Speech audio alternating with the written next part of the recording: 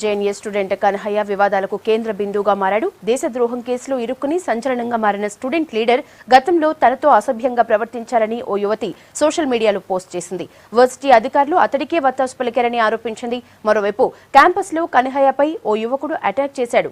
జాతి వ్యతిరేక కామెంట్స్ కు నిరసనగానే ఈ దాడి జరిగినట్లు తెలుస్తోంది. దేశద్రోహం కేసులో విచారణ ఎదుర్కొంటున్న కన్హయ్య కుమార్ మరో వివాదంలో చిక్కుకున్నారు. గతంలో ఓ విద్యార్థినితో అసభ్యంగా ప్రవర్తించినందుకు యూనివర్సిటీ అతనికి ఫైన్ వేసింది. ఈ విషయాన్ని వేధింపులకు గురైన యువతి సోషల్ మీడియాలో పోస్ట్ చేసింది. కన్హయ్య కుమార్ ప్రవర్తన తీవ్రంగా ఉందని విచారణలో తేలిందన్నారామె. అతనిపై కఠిన చర్యలు తీసుకోవాల్సి ఉన్నా అప్పటి అధికారులు లైట్ తీసుకున్నారని ఆరోపించారు. ఒక స్త్రీతో అసభ్యంగా ప్రవర్తించిన వ్యక్తి దేశంలో మార్పు ఎలా తీసుకొస్తారని ఆమె ప్రశ్నించారు. మరోవైపు జేఎన్యూ క్యాంపస్లో ఓ యువకుడు కన్హయ్యపై దాడి చేసేందుకు ప్రయత్నించాడు.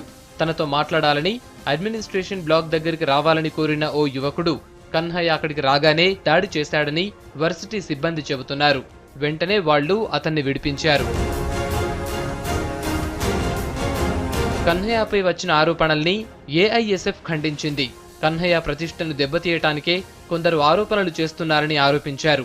మరోవైపు జమ్మూ కాశ్మీర్లో ఆర్మీ అధికారులు మహిళల్ని వేధింపులకు గురి చేస్తున్నారంటూ కన్హయ్య చేసిన కామెంట్స్పై కాన్పూర్ సివిల్ కోర్టులో కేసు ఫైల్ అయింది.